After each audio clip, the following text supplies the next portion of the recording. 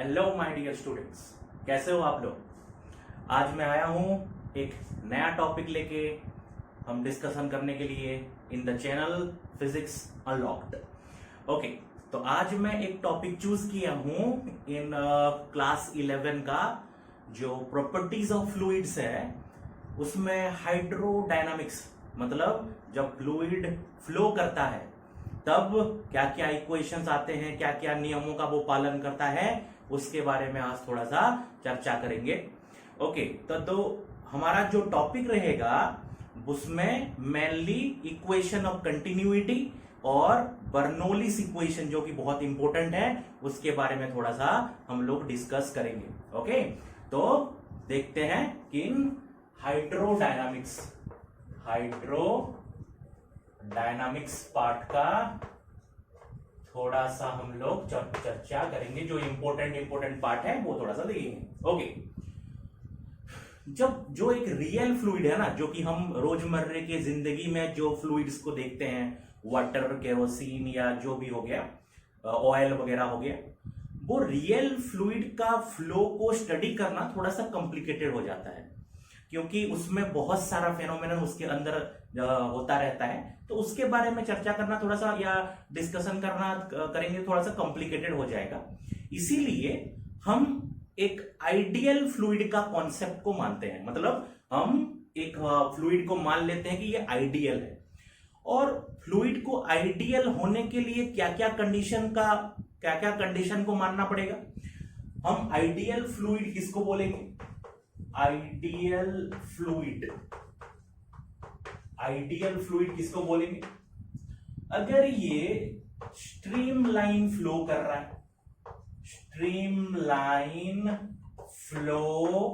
रहा है, बताऊंगा क्या है। अगर ये इनकंप्रेसिबल है, बताऊंगा। अगर ये इररोटेशनल फ्लो नहीं कर रहा है, मतलब नो इररोटेशनल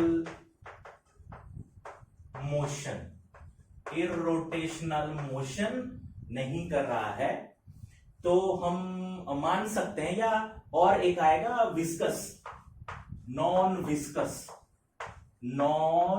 विस्कस। ओके, अगर ये चार प्रॉपर्टी को एक फ्लूइड अगर मानता है, हम उसको बोलते हैं कि ये एक आइडियल फ्लूइड है। स्ट्रीमलाइन फ्लो का मतलब क्या? मान लो यहां पे एक पाइप है या कुछ भी है, इसमें फ्लूइड फ्लो कर रहा है। मान लो हमने एक पॉइंट को चूज किया, ये वाला पॉइंट है, हमने चूज किया, रेफरेंस पॉइंट मान लिया। फ्लूइड का बहुत सारा मॉलिक्यूल्स है, या पार्टिकल आप ऑफ फ्लूइड मान सकते हो। मान लो ये 1 number particle, 2 number particle, 3 number particle. 1 number particle जा रहा है, उसको 2 नंबर पार्टिकल फॉलो कर रहा है, उसके बाद 3 नंबर पार्टिकल उसको फॉलो कर रहा है। 1 नंबर पार्टिकल जब ये पॉइंट, मान लो ए पॉइंट, 1 नंबर पार्टिकल अगर ए पॉइंट में जब पास किया, उसका वेलोसिटी का डायरेक्शन इस तरफ और उसका वेलोसिटी का वैल्यू मान लो va था। अब 1 नंबर पार्टिकल फ्लूइड का जब ए पॉइंट को क्रॉस किया, उसका वेलोसिटी का डायरेक्शन इस तरफ और उसका वैल्यू मान लो va था। अगर 2 नंबर पार्टिकल जब ए पॉइंट को पास किया, उसका वेलोसिटी का डायरेक्शन सेम और वैल्यू va। अगर 3 नंबर पार्टिकल भी जब क्रॉस किया पॉइंट ए को, तो उसका वेलोसिटी का डायरेक्शन यही और क्या उसका मैग्नीट्यूड वही। जो प्रीडिसेसर या प्रीवियस पार्टिकल जो पॉइंट को पास किया, तब उसका वेलोसिटी का मैग्नीट्यूड और डायरेक्शन जिस तरफ, अगर उसके पीछे वाले भी जो आ रहे हैं उनका भी वेलोसिटी का डायरेक्शन एंड मैग्नीट्यूड अगर सेम हो, हम उस तरह का फ्लो को हम बोलते हैं स्ट्रीमलाइन फ्लो। सही है, तो थोड़ा बहुत तो आइडिया आ गया होगा कि what is streamline flow. Incompressible liquid क्या होता है? देखो, इनकंप्रेसिबल क्या? जो फ्लूइड पास कर रहा है किसी भी पॉइंट में, लिक्विड का डेंसिटी समान रहेगा, डेंसिटी में कोई भी चेंजनेस नहीं आएगा। लिक्विड का डेंसिटी में कोई भी चेंजनेस नहीं आ रहा है तो हम बोलेंगे कि ये इनकम्प्रेसिबल है। कंप्रेसिबल नहीं है, इनकम्प्रेसिबल। कंप्रेस हो जाएगा तो क्या, डेंसिटी बढ़ जाएगा, अरे हाँ की ना, तो इसीलिए उसका डेंसिटी हर एक पॉइंट में सेम है, तो इनकम्प्रेसिबल हो गया। नो इरोटेशनल मोशन, मतलब कोई भी पार्टिकल का एंगुलर मोमेंटम नहीं है किसी भी पॉइंट के रेफरेंस में, कोई भी पॉइंट के हिसाब से ये जो पार्टिकल घूम नहीं रहा है, ये पार्टिकल ऐसे रोटेशनल मोशन नहीं कर रहा है, मतलब उसका एंगुलर मोमेंटम नहीं है, ठीक है। एंगुलर मोमेंटम अगर नहीं है, जीरो है, तो वो पार्टिकल, वो फ्लूइड को बोला जाएगा कि वो इरोटेशनल फ्लो नहीं कर रहा है। उसके बाद नॉन विस्कस, फ्लूइड के लेयर के बीच में एक फ्लूइड है, मान लो जा रहा है, उसका हम, ये फ्लूइड है, मान लो उसका एक बाय एक हम लेयर मान लें, वो लेयर के बीच में इंटरनल फ्रिक्शन अगर नहीं है, फ्लूइड और फ्लूइड एक दूसरे को फ्रिक्शन प्रोवाइड नहीं कर रहे हैं, अगर फ्लूइड के अंदर हम अगर एक बॉल को छोड़ दें या एक बॉडी को छोड़ दें, तो वो ऐसे ही आगे बढ़ रहा है जितना स्पीड में फ्लूइड जा रहा है, उसको कोई भी फ्रिक्शन का महसूस नहीं हो रहा है। अगर फ्लूइड के अंदर एक बॉडी को छोड़ दें, उसको अगर कोई फ्रिक्शन का महसूस नहीं हो रहा है और वैसे ही आराम से स्मूथली जा रहा है, तो हम बोलेंगे भाई ये नॉन विस्कस फ्लूइड है। तो ये प्रॉपर्टी अगर मानता है कोई फ्लूइड, तो हम उसको बोलते हैं आइडियल फ्लूइड। रियल फ्लूइड का जो क्या कॉन्सेप्ट है थोड़ा सा कॉम्प्लिकेटेड है, तो इसीलिए हमको पहले आइडियल फ्लूइड का प्रॉपर्टी मान के हम लोग डेरिवेशन करते हैं, तो बाद में हमको हायर स्टडीज में समझ में आ जाता है कि रियल फ्लूइड इस तरह से बिहेव कर रहा होगा। ओके, सो ये हो गया आइडियल फ्लूइड। आइडियल फ्लूइड जानने के बाद पहले जो आता है that is equation of continuity, one of the most important concept in fluid dynamics, that is equation of continuity। चलो लिखते हैं, that is equation of continuity, equation of continuity। बहुत सिंपल है, जब आप गाड़ी धोते हो या कहीं पे प्रेशर में पानी चाहिए होता है, तो नोजल लगा देते हो, एक पाइप आया, पाइप के सामने एक छोटा सा नोजल लगा देते हो, तो पानी का स्पीड क्या ज्यादा हो जाता है, या पाइप को सामने से दबा देते हो, थोड़ा सा प्रेस कर देते हो, तो उसका जो एरिया है, ओपनिंग एरिया, वो घट जाता है, तो पानी का स्पीड ज्यादा होता है, वही है। उसको सिर्फ मैथमेटिकली हम लोग रिप्रेजेंट करेंगे, that is equation of continuity.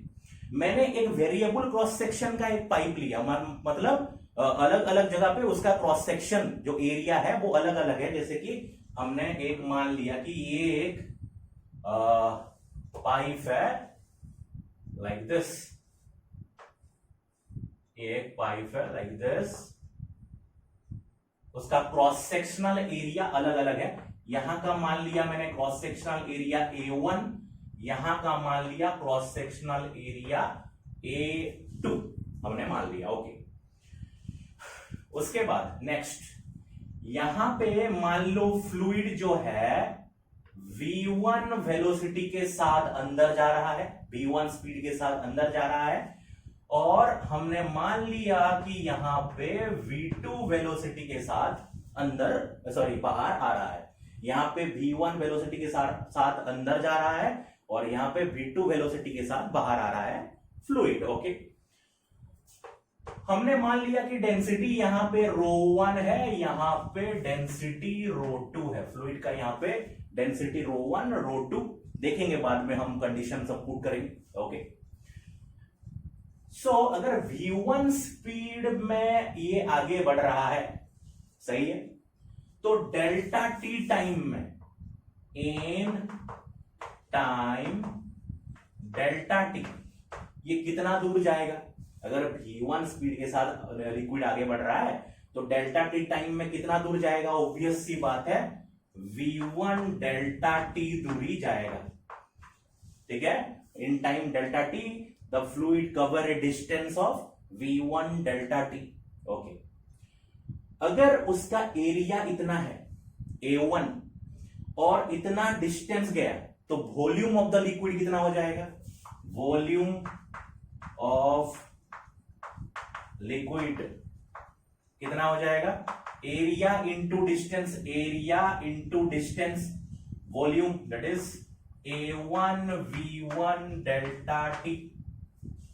तो मास ऑफ द लिक्विड कितना हो जाएगा, वॉल्यूम इंटू डेंसिटी, डेंसिटी बराबर मास बाय वॉल्यूम, डेंसिटी बराबर मास बाय वॉल्यूम, तो मास बराबर वॉल्यूम इंटू डेंसिटी होता है, that is equals to mass of the liquid M1 मान लो यहां पे जो गया, M1 इज इक्वल टू कितना होगा, density that is A1 V1 delta T volume into density ρ1, तो M1 is equal to A1 V1 delta T ρ1 हो जाएगा। ऐसे ही यहां पे अगर इन टाइम डेल्टा टी हम कैलकुलेट करें, इन टाइम डेल्टा टी कितना दूर जाएगा फ्लूइड, V2 स्पीड में, V2 स्पीड में ये क्रॉस सेक्शन में कितना दूर जाएगा, ऑब्वियस सी बात है कि V2 डेल्टा टी दूरी तय करेगा। वहां पे वॉल्यूम कितना होगा, अगर एरिया A2 है, डिस्टेंस ये है, तो वॉल्यूम कितना हो जाएगा, वॉल्यूम हो जाएगा यहां पे कितना, A2 V2 delta T. Area यहां पे है A2 और दूरी गया था V2 डेल्टा टी, तो हो गया A2 V2 delta T, volume का लिक्विड वहां पे डेल्टा टी टाइम में फ्लो हुआ।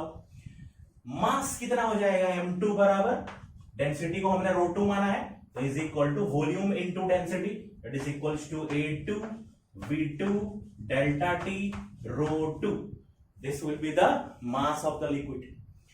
कंजर्वेशन ऑफ मास क्या बोलता है, या जनरल सेंस में भी आप सोच सकते हो, जितना मास का लिक्विड अंदर जाएगा उतना मास का लिक्विड बाहर आएगा, कंजर्वेशन ऑफ मास वही बोलता है। तो according to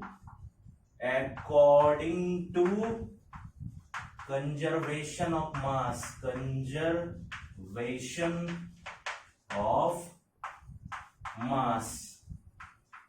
M1 should be equals to M2, जितना मास का फ्लूइड अंदर गया उतना मास का फ्लूइड बाहर आएगा।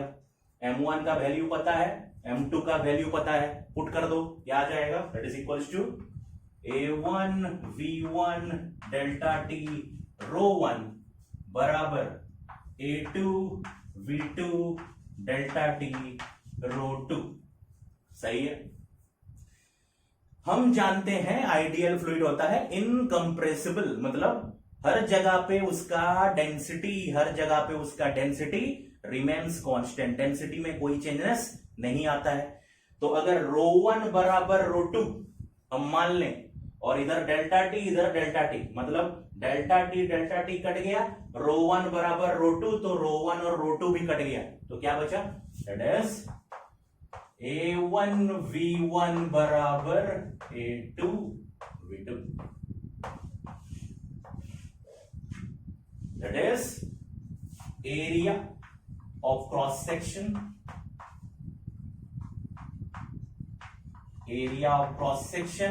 multiplied by speed of the fluid, या वेलोसिटी, यहां पे एक डायरेक्शन है उसका, velocity of the fluid is equal to constant, that is AV बराबर constant. This is called equation of continuity. आया समझ में, this is called equation of continuity.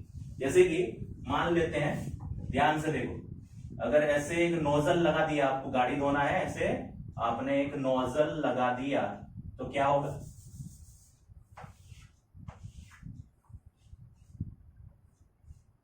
ऐसे नोजल लगा दिया गाड़ी धोने के लिए, मान लो इसका एरिया है 10 मीटर स्क्वायर और इसका एरिया है 5 मीटर स्क्वायर। यहां पे स्पीड ऑफ द लिक्विड मान लो 2 मीटर पर सेकेंड, यहां पे स्पीड या वेलोसिटी को मान लो 2 मीटर पर सेकेंड। तो आपको पूछा यहां पे कितना स्पीड में फ्लूइड निकलेगा, तो आप जानते हो area into velocity should be constant, मतलब A1 V1 बराबर A2 V2।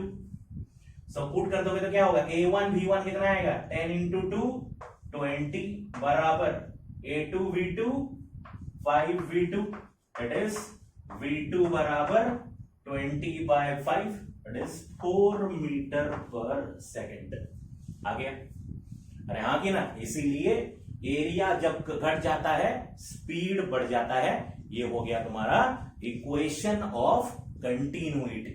ओके, नेक्स्ट चीज आता है बर्नौलीज इक्वेशन जाने से पहले नेक्स्ट चीज आता है, that is your energy in a flowing liquid. एक लिक्विड अगर फ्लूइड अगर फ्लो कर रहा है उसके पास कौन कौन सा एनर्जी होता है उसके बारे में थोड़ा सा देख लेते हैं। सो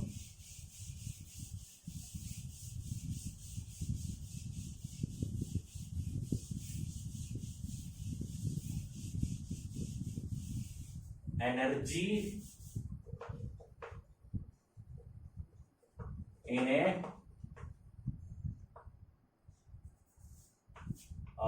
फ्लोइंग लिक्विड। लिक्विड अगर फ्लो कर रहा है तो उसके पास कौन कौन सा एनर्जी रहता है। ओके, ऑब्वियसली लिक्विड मोशन कर रहा है, लिक्विड का मास है और कुछ ना कुछ वेलोसिटी में जा रहा है, तो काइनेटिक एनर्जी, पहला काइनेटिक एनर्जी दैट इज क्या होगा, काइनेटिक एनर्जी बराबर half into mass into velocity का स्क्वायर। ठीक है, half into mass into velocity का स्क्वायर। इस स्पीड में काइनेटिक एनर्जी है लिक्विड का, ये हम जानते हैं काइनेटिक एनर्जी। अगर kinetic energy per unit mass करेंगे, kinetic energy per unit mass, तो बराबर कितना होगा, हाफ वी स्क्वायर होगा।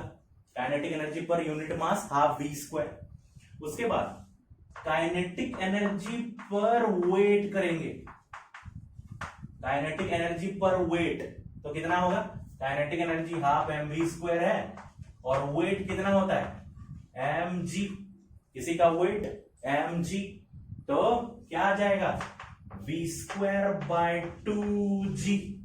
आया कि नहीं आया? तो इसको बोलते हैं वेलोसिटी हेड, वेलोसिटी हेड बोलते हैं इस टर्म को, जो वी स्क्वायर बाय 2g आया इसको बोलते हैं वेलोसिटी हेड। ओके, उसके बाद kinetic energy per unit volume of the liquid करेंगे तो क्या आएगा, kinetic energy per unit volume, it is kinetic energy कितना है, half M V square by volume भी। Mass by volume is equal to, आप जानते हो क्या, density rho, that is equal to कितना आ गया, half rho we square. So अगर एक फ्लूइड फ्लो कर रहा है तो मास है उसका, कुछ ना कुछ वेलोसिटी के साथ फ्लो कर रहा है, तो उसका काइनेटिक एनर्जी आएगा half M V square. Kinetic energy per unit mass कर देंगे तो एम कट गया, half V square. Kinetic energy per weight को हम बोलते हैं वेलोसिटी हेड और उसका वैल्यू आ गया V square by 2g। And kinetic energy per unit volume, ये वाला term, that is equals to half rho we square. Next, अगर मान लो जो लिक्विड फ्लो कर रहा है वो कुछ हाइट में फ्लो कर रहा है, कुछ हाइट में फ्लो कर रहा है, h हाइट में, तो कौन सा एनर्जी आएगा, कोई भी हाइट में हुआ है तो पोटेंशियल एनर्जी। ठीक है ना? So second is your potential energy आएगा, पोटेंशियल एनर्जी, पोटेंशियल एनर्जी क्या, potential energy is equal to क्या होता है, mgh। तो पोटेंशियल एनर्जी, पोटेंशियल एनर्जी मान लो P बराबर होता है mass mgh, mass of the fluid, acceleration due to gravity, और जिस हाइट में फ्लूइड फ्लो कर रहा है, अगर जमीन से इतना हाइट में h हाइट में फ्लो कर रहा है यहाँ पे, तो उसका पोटेंशियल एनर्जी बराबर mgh।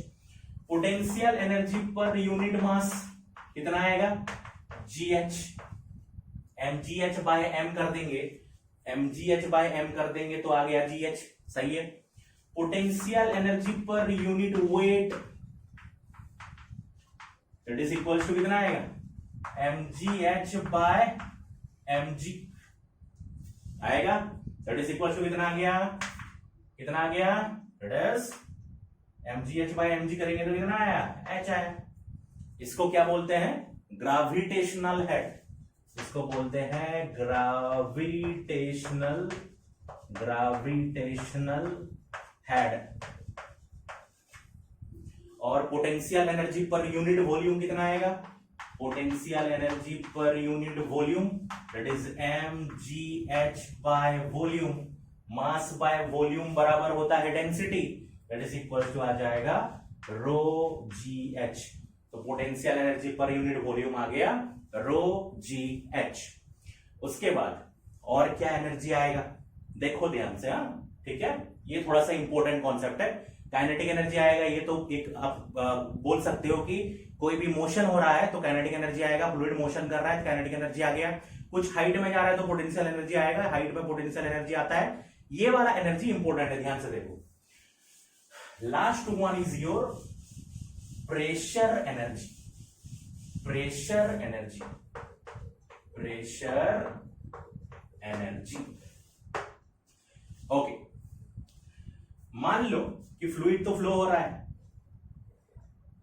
ऐसे एक पाइप है मान लो, और इसमें ऐसे फ्लूइड यहां से ऐसे फ्लो हो रहा है, सही है। यहां पे उसका प्रेशर है मान लो P, इस जगह पे उसका प्रेशर है P, ये वाला एरिया ऑफ क्रॉस सेक्शन है A, area of cross section A, और यहां पे मान लो कि एक पिस्टन था, यहां पे पिस्टन लगा हुआ था पहले, और प्रेशर जब लगा उसके ऊपर, प्रेशर जब उसके ऊपर लगा, पिस्टन उधर मूव कर गया।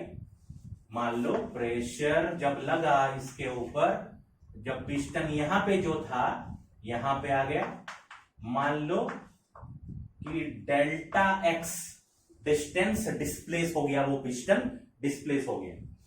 तो प्रेशर लगा P लग रहा था, एरिया लग रहा था A, ओके। तो जब ये डिस्प्लेस हुआ, प्रेशर के वजह से डिस्प्लेस हुआ, जब प्रेशर हट जाएगा, जब प्रेशर हट जाएगा, ये पिस्टन फिर यहां पे आ जाएगा। ऑब्वियसली आपने ठेल के रखा है कुछ, उसको छोड़ दोगे तो वो फिर वापिस आ जाएगा। मतलब जो डिस्प्लेसमेंट हुआ और जो वर्क डन हुआ वो एनर्जी बन के वहां पे स्टोर हो गया। जो वर्क डन आपने किया प्रेशर की वजह से हुआ, वो वर्क डन बन के स्टोर हुआ है। Pressure into area is equal to, आप जानते हो, फोर्स होता है।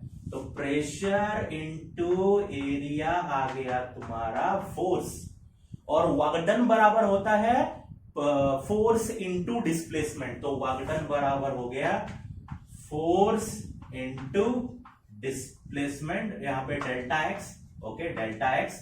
तो यहां पे आ गया P A delta x, okay, work done बराबर आ गया पी ए डेल्टा एक्स, सही है। तो यही वर्क डन एनर्जी बन के स्टोर हो गया, वो क्या है, प्रेशर एनर्जी बोलेंगे। प्रेशर की वजह से वो एनर्जी आया तो क्या बोलेंगे, प्रेशर एनर्जी। तो pressure energy is equal to, pressure energy equals to P A delta X. बहुत बढ़िया, बहुत सही है। चलो नेक्स्ट, यहां पे मान लो डेल्टा एक्स है डिस्प्लेसमेंट, उसका एरिया है ए, तो वॉल्यूम इज इक्वल टू कितना आएगा, वॉल्यूम बराबर कितना आएगा, एरिया है ए, डिस्प्लेसमेंट डेल्टा एक्स, तो area into displacement volume is equal to A into delta X, ये आ गया आपका volume.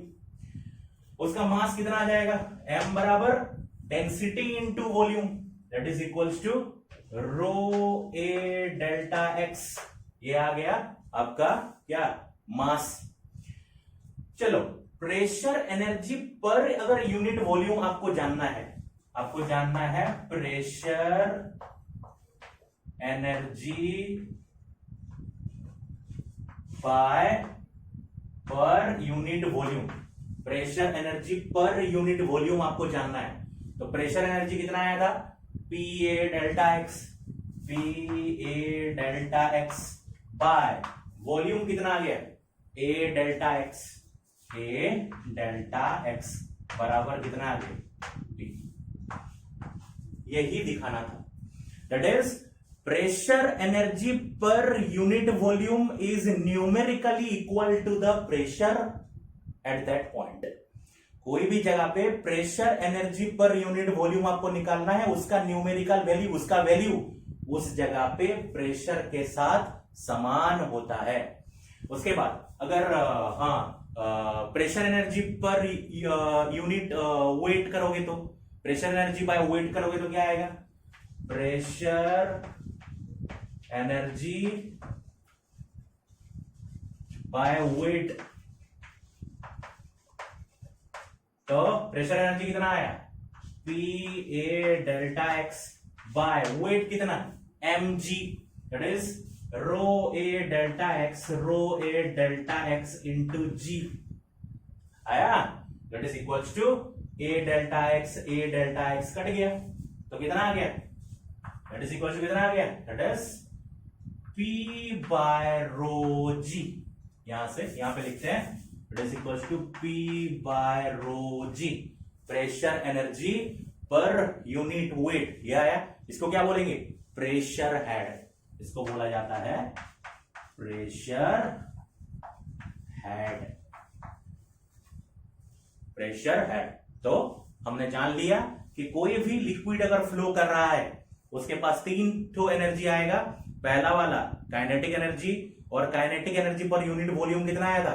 Half rho we square. आपका पोटेंशियल एनर्जी नेक्स्ट आएगा, हाइट में जा रहा है तो पोटेंशियल एनर्जी आएगा। Potential energy per unit volume कितना आ गया? रो जी एच। और आपका pressure energy per unit volume कितना आ गया? पी। सही है। और आपका बताया क्या क्या हेड? एक हो गया वेलोसिटी हेड पहला वाला, सेकंड वाला ग्रेविटेशनल हेड, और तीसरा वाला हो गया प्रेशर हेड। ठीक है, ये टर्म समझ में आ गया। नेक्स्ट आता है आपका बर्नौलीज इक्वेशन। ठीक है ना, बर्नौलीज इक्वेशन, उसका प्रूफ किसी और क्लास में लिखेंगे। बस आज उसका स्टेटमेंट और इक्वेशन लिखा देता हूं मैं, और उसका डेरिवेशन कोई और एक क्लास में मैं बर्नौलीज इक्वेशन का डेरिवेशन करा दूंगा। ओके, तो बर्नौलीज इक्वेशन क्या बोलता है? अभी हमने energy in a flowing liquid देखा कि क्या क्या एनर्जी होता है। काइनेटिक एनर्जी होता है, पोटेंशियल एनर्जी होता है, प्रेशर एनर्जी होता है। तो बर्नौलीज इक्वेशन क्या बोलता है? बर्नौलीज इक्वेशन या बर्नौलीज थ्योरम, बर्नौलीज थ्योरम क्या बोलता है? स्टेटमेंट क्या बोलता है? In a non viscous incompressible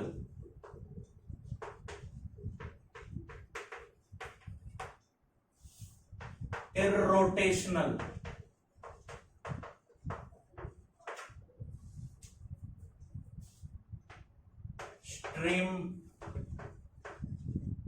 streamline flow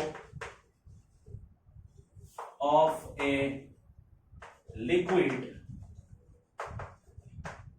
in a non-viscous incompressible irrotational streamline flow of a liquid, मतलब आइडियल लिक्विड जब फ्लो कर रहा है, it's kinetic energy per unit, it's kinetic energy per unit volume plus, या the summation of लिखने से, अच्छा चलो ठीक है कोई दिक्कत नहीं है। In a non-viscous, incompressible, irrotational streamline flow of a liquid, its kinetic energy per unit volume plus potential energy per unit volume plus pressure energy per unit volume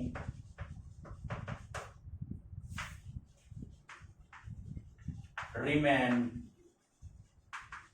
constant at every cross section. अगर एक pipe में flow कर रहा है fluid, ideal fluid flow कर रहा है, कोई भी हाइट में फ्लो कर रहा है, ठीक है, वहां पे अगर वो आइडियल फ्लूइड है मतलब नॉन विस्कस है, इनकंप्रेसिबल है, इरोटेशनल फ्लो कर रहा है, रोटेशनल नहीं कर रहा है, इरोटेशनल एंड स्ट्रीमलाइन फ्लो कर रहा है, बताया था, वहां पे उसका kinetic energy per unit volume plus potential energy per unit volume plus pressure energy per unit volume हर जगह पे कांस्टेंट रहेगा। That is P plus pressure energy per unit volume plus rho ji h, that is potential energy per unit volume plus half rho we square kinetic energy per unit volume remains constant. ये हमेशा fix रहेगा। तो ये बोलता है Bernoulli's theorem. कोई next class में इसका डेरिवेशन कैसे होता है using equation of continuity and conservation of work, ठीक है ना, conservation of energy principal use करके इसका डेरिवेशन कैसे होता है वो हम पढ़ेंगे। ठीक है, आज के क्लास का कोई भी अगर डाउट है स्टूडेंट्स तो उसको कमेंट सेक्शन में लिखना और इस वीडियो को लाइक करना, सब्सक्राइब करना, शेयर करना और अपने दोस्तों के साथ सबको शेयर करना। ठीक है ना, मिलते हैं नेक्स्ट क्लास। Thank you.